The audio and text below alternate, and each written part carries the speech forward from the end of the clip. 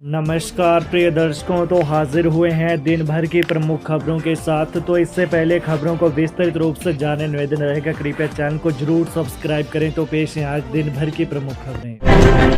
हिमाचल में मौसम ने बदली करवट, लाहौल में बर्फबारी, शीतलहर बढ़ी। हिमाचल प्रदेश में मौसम ने करवट बदली है। प्रदेश के जिला लाहौल स्पीति और कुल्लू में आज सुबह से मौसम का मिजाज बिगड़ा हुआ है। रोहतांग दर्रा, कोकसर, अटल टनल के नॉर्थ पोर्टल के आसपास हल्की बर्फबारी हुई है, जबकि कुल्लू व शिमला में सुबह से बादल छाए हुए हैं। पहाड़ों पर बर्फबारी के बाद पूरी घाटी कड़ाके की ठंड की चपेट में आ गई है। वहीं वीकेंड पर कुल्लू मनाली घूमने आए हुए पर्यटकों ने बदले हुए मौसम का आनंद लिया। अटल टनल होकर कई पर्यटक लाहौल पहुंचे। वहीं मौसम विज्ञान केंद्र शिमला के अनुसार आज राज्य में कुछ स्थानों पर हल्की से मध्यम बारिश, बर्फबारी की संभावना है। कल राज्य के मध्य और उच्च पर्वतीय क्षेत्रों में कुछ स्थानों पर बारिश, बर्फबारी व निचले पर्वतीय मैदानी क्षेत्रों में कुछ स्थानों पर हल्की से मध्यम बारिश के आसार हैं। 13 से 15 जनवरी तक पूरे प्रदेश में मौसम साफ रहने की संभावना है। 16 व 17 जनवरी को कुछ स्थानों पर फिर बारिश, बर्फबारी का पूर्वानुमान है। लोगों को पिला दिया गंदा पानी, 4 की जगह बताए 10 टैंकरों के चक्कर, जांच में खुलासा। हिमाचल प्रदेश के शिमला जिले के ठियोग विधानसभा क्षेत्र में पेयजल आपूर्ति के कथित गड़बड़ जाले में प्रारंभिक जांच में कई खुलासे हुए हैं। टेंडर की शर्तों के मुताबिक लेलू पुल के पास से स्वच्छ पानी की सप्लाई की जानी थी, लेकिन जांच में सामने आया कि ठेकेदार ने स्थान से टैंकर और पिकअप में पानी भरा ही नहीं। टैंकर और पिकअप के चालक नालों से पानी भरकर ले गए। यह भी पता चला है कि यह पानी पीने लायक नहीं था। नालों से उठाया गया मटमैला पानी लोगों को पिलाया गया। पानी के फेरों में भी गड़बड़ियां हुई हैं। 4 की जगह पानी के 10 टैंकरों के चक्कर बताए गए हैं। जब टैंकरों से पानी की सप्लाई हो रही थी तो उस समय मौके पर जल शक्ति विभाग का कर्मचारी नहीं था। होटल मैनेजर हत्याकांड के आरोपी कोर्ट में पेश, 12 दिन के बाद रिमांड पर भेजा। बनीखेत में निजी होटल मैनेजर की हत्या के आरोप में गिरफ्तार पुलिस जवानों को दोबारा अदालत में पेश किया गया। यहां पर अदालत ने दोनों को 12 दिन के रिमांड पर भेजा है। 12 दिन के बाद उन्हें दोबारा अदालत में पेश किया जाएगा। इससे पूर्व दोनों को कोर्ट ने 5 दिनों के रिमांड पर भेजा था। वहीं अब सीआईडी मामले की जांच कर रही है। एनसीबी सम्मेलन, सीएम सुक्खू बोले हिमाचल प्रदेश मादक पदार्थों की समस्या से निपटने के लिए प्रतिबद्ध। केंद्रीय गृह मंत्री अमित शाह ने आज नई दिल्ली में नारकोटिक्स कंट्रोल ब्यूरो यानी एनसीबी की ओर से आयोजित नशीली दवाओं की तस्करी और राष्ट्रीय सुरक्षा पर क्षेत्रीय सम्मेलन की अध्यक्षता की।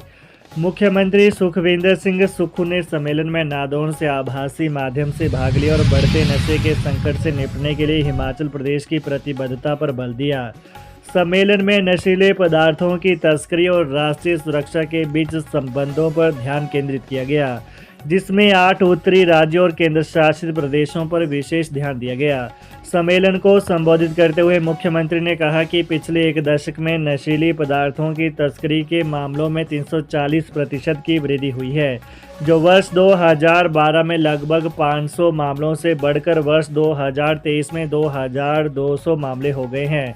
इसके अतिरिक्त हेरोइन से जुड़े मामलों का प्रतिशत भी दोगुना हो गया है, जो वर्ष 2020 में 29% से बढ़कर वर्ष 2024 में 50% हो गया है।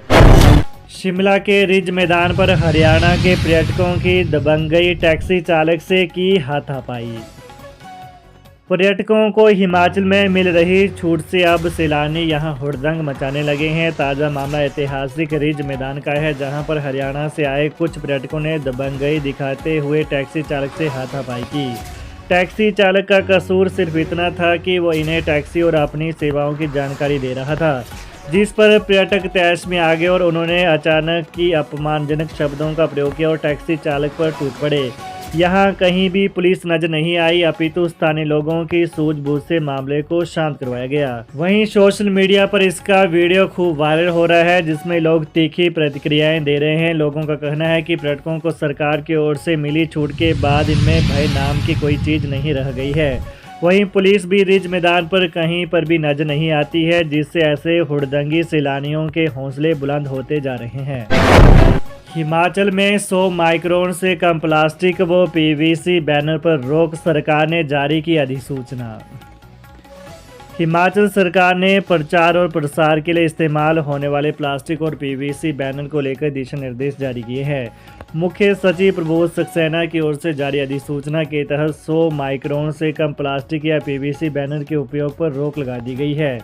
भारत सरकार की ओर से पर्यावरण संरक्षण के लिए जारी निर्देशों पर हिमाचल प्रदेश सरकार ने इस बाबत राजपत्र में अधिसूचना जारी की। पर्यावरण को बचाने के लिए पेड़ों पर बैनर लगाने पर कार्रवाई के प्रति चेताया गया है। डिजिटल होर्डिंग को बढ़ावा देने का आग्रह भी किया गया है। सरकारी योजनाओं विभागों के शिक्षाप्रद बैनर 200 माइक्रोन से कम नहीं होने चाहिए। सीएम सुक्खू ने हटेड़ा में नवजीवन का शिलान्यास किया, इको टूरिज्म को मिलेगा बढ़ावा। मुख्यमंत्री सुखविंदर सिंह सुक्खू ने आज नादौन विधानसभा क्षेत्र के हटेड़ा में 4 करोड़ रुपए की लागत से प्रस्तावित आर्थिक विकास और आजीविका सृजन परियोजना नवजीवन का शिलान्यास किया। इस परियोजना के तहत children park, walking trail, yoga की सुविधा, कैफेटेरिया, वॉच टावर तथा 3 कॉटेज सहित अन्य सुविधाओं का निर्माण किया जाएगा। इस परियोजना से क्षेत्र में इको टूरिज्म को बढ़ावा मिलेगा, जिससे स्थानीय लोगों को रोजगार के अवसर प्राप्त होंगे और उनकी आय में वृद्धि होगी। इस अवसर पर मुख्यमंत्री ने कहा कि नादौन क्षेत्र से हटेड़ा में सबसे घना जंगल है, इसलिए इस क्षेत्र का चयन पार्क बनाने के लिए किया गया है।